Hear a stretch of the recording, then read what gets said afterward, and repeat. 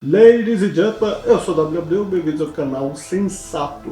Bom, no vídeo de hoje você já sabe porque está no título, então não saia daí para tentar entender resumido, caso você não tenha assistido, beleza? Mas antes, se inscreva no meu canal, dê like nesse vídeo, compartilhe com todos que vocês conhecem e deixe aqui embaixo seus comentários, tá bom? O episódio já começa com o Rueru trabalhando de garçom de novo num restaurante. Bom, não sei mais ou menos certo, tá? Só que ele acaba dando de cara com seu irmão, até porque, né, o irmão dele é de uma empresa multimilionária, Quando o Rueru pergunta pra ele por que ele se tornou bridão, ele dá uma resposta meio vaga, dizendo que é porque ele queria proteger o irmão, não sei o que, mas sinceramente não dá pra saber se o Kuon estava falando a verdade ou mentira pro Rueru, até porque, né, nós sabemos como ele age, né?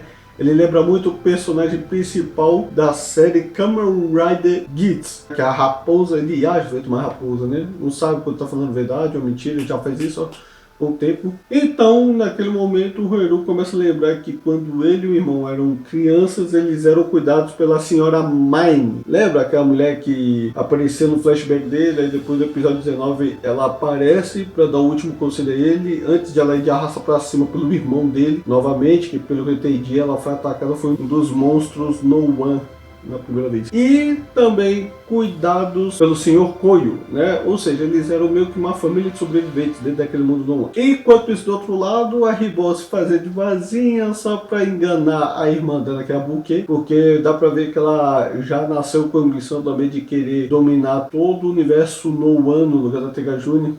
Ou seja, ela acha que vai conseguir enganar a Tegajune é mais esperta do que ela. Bom, por conta disso, mostrando lá o Kuon caminhando lá, ele dá de cara com o Koyo, que achou que ele tinha falecido lá do mundo no ano, não, mas ele também foi um sobrevivente, ou seja, mais um, né? E ainda por cima, ele ganha o poder do Deca Ranger, até porque, pelo que foi explicado, o cara já foi policial antes de ser jogado no mundo no ano, e aí pelo jeito ele só conseguiu sair de lá porque ele deve ter encontrado uma aliança sem estar de Deca Ranger no mundo no ano e conseguiu sair de lá. Bom, ou seja, a luta ali foi intensa, a briga dos dois. Eu pensei assim, eu acho que tá meio desigual, né? Apesar de que, tudo bem que as armas de Decarente ele tem dois que junta dá um, mas mesmo assim ainda tava meio desigual, porque a gente sabe que o Garyudo, o uniforme dele já vem com armadura, o do Koyo não. Então é óbvio que ele ativa o modo armadura, que por sinal, essa é a mesma armadura que foi apresentada no filme de Decarente, eu acho que é 20 anos, se eu não estiver enganado. Posso estar muito enganado, mas eu acho que é isso. Bom, por conta disso, Kuon perdeu feio pro Sr. Koyo. Óbvio, né? Porque o Koyo deve ter treinado os dois para tentar aprender a se defender caso fosse atacado por um monstro, mas provavelmente ele ensinou primeiro o Kuon, que antes era Hisamitsu, ou Hinamitsu, eu me esqueci o nome dele. Só que pelo jeito o treinamento deu certo, então provavelmente ele treinou, foi o Rueru, e pelo jeito acabou dando certo, né?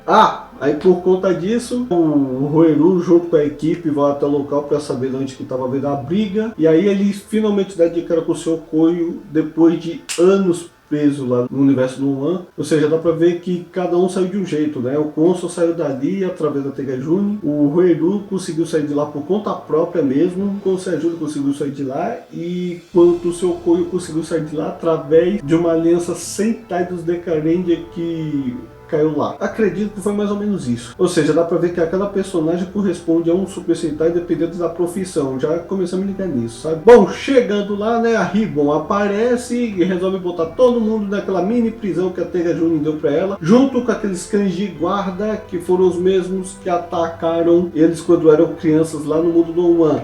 Que isso é explicado no momento que eles estão lá dentro, né? Ele explica toda a história, uma parte que o Rueru não lembrava, de como ele e o irmão acabaram se separando, e aí ficou meio que cada um por si, e a Tegajune ainda por cima conseguiu forçar a aliança com o Kuon, né? Ao invés de ser uma coisa de livre e espontânea vontade, como foi um Tegasword, ela consegue ser o contrário. Ou seja, a Tegajune tá mais pra uma rainha tirana, sabe? Do tempo da ditadura, ou você boa ideia, ou você morre, mais ou menos nesse tipo.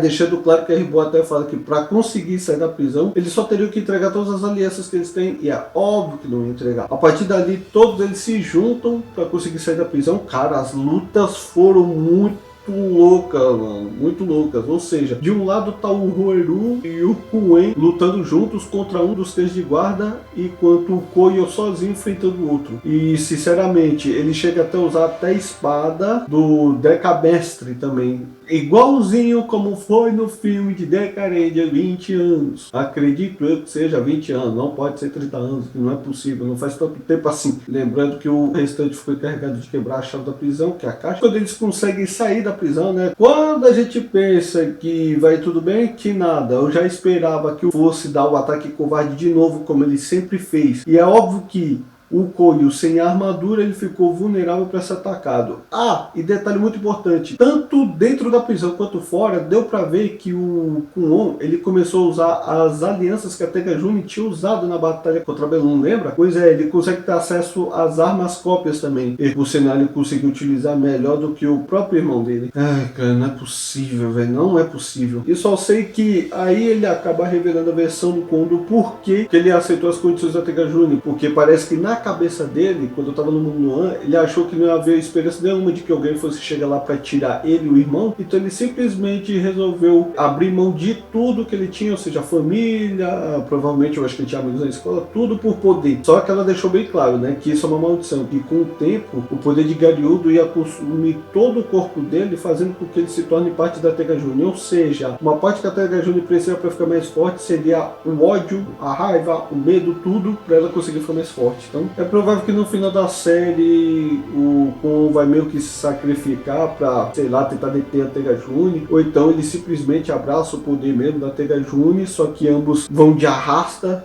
que não vai ter outra escolha, né? Assim como a batalha pelas alianças, também vai haver a batalha para manter o mundo a salvo. Então, nesse caso, do jeito que o Koyo falou que só depende agora do Roeru, então o Roeru não vai ter outra escolha, ele vai ter que mandar o irmão dele de arrasta para baixo, porque não tem como ser de arrasta para cima, né? Porque coisa boa ele não fez, só coisa ruim. Então assim, antes de eu terminar esse vídeo, né, que eu já meio que contei resumido o que aconteceu, vou aproveitar para dar duas notícias, né, a ruim e a boa, né? A notícia ruim é que, novamente, cortaram todas as cenas em que a Sumi não aparece sem estar transformada, que não foi novidade, né?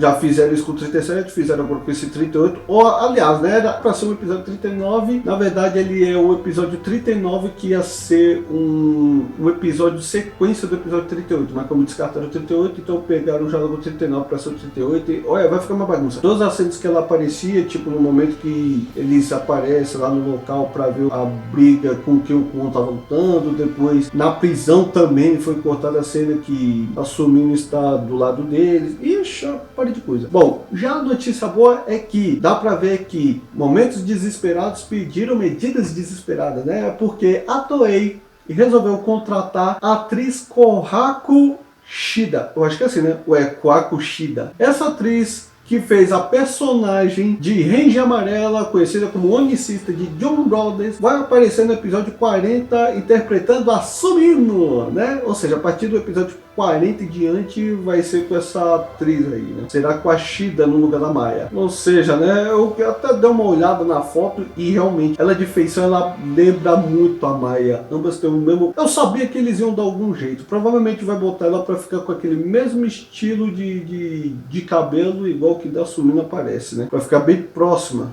Pra não dar meio que na cara, mas eu acho meio difícil, né? Que todo mundo já sabe. E assim, pelo que eu vi na sinopse do episódio 40, eles pegaram partes das cenas do antigo episódio 38 para se encaixar no episódio 39 que vai vir. Então isso quer dizer que esse aqui que a gente assistiu, que era para ser o 39 se tornou o 38, deu para ver que em parte algumas coisas que eram para ser do 38 foi jogado nesse 39, que é a sensação que me deu isso.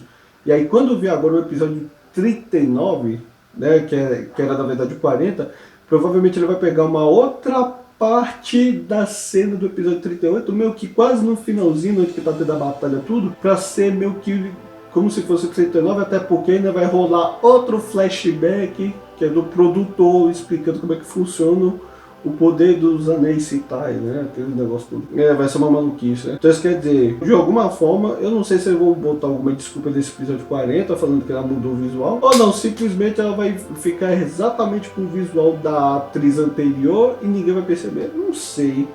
Agora me deixou bastante curioso. Bom, gente, é isso. Eu vou ficando por aqui. Se vocês gostaram ou não, vocês sabem o que fazer, né? Se inscreva no meu canal, dê like nesse vídeo, compartilhe com todos que vocês conhecem e deixe aqui embaixo seu comentário. Pra mulher galera que assistiu esse vídeo gostou, um beijo pros caras que assistiram esse vídeo gostou, valeu, nos vemos no próximo vídeo, até logo!